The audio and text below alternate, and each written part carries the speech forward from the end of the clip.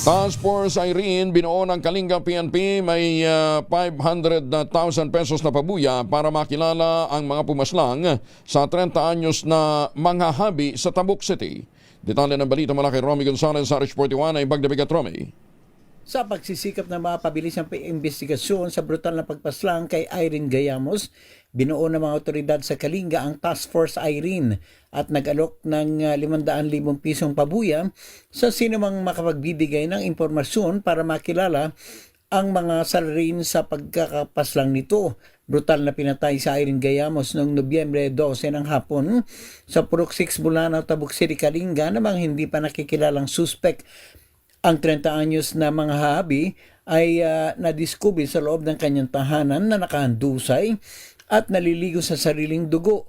Naisugod pa ito sa pagamutan subalit hindi umabot ng buhay dahil napakaraming tinamong saksak sa katawan. Ayon kay Police Colonel Gilbert Fatigue, OIC Provincial Director ng Kalinga PNP, binuo nila ang Task Force Irene na ang pangunahing layon ay lumikom ng mga report mula sa mga investigador at intelligence officers sa lalawigan na tumututok sa kaso.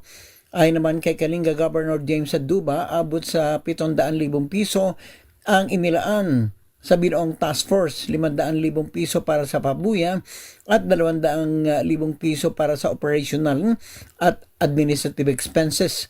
Kaugnay nito, nananawagan si Colonel Fatigue sa publiko na iwasang magpakalat ng hindi beripikadong impormasyon na magiging hadlang sa investigasyon at magdulot ng hindi kanais-nais na kalituan sa social media.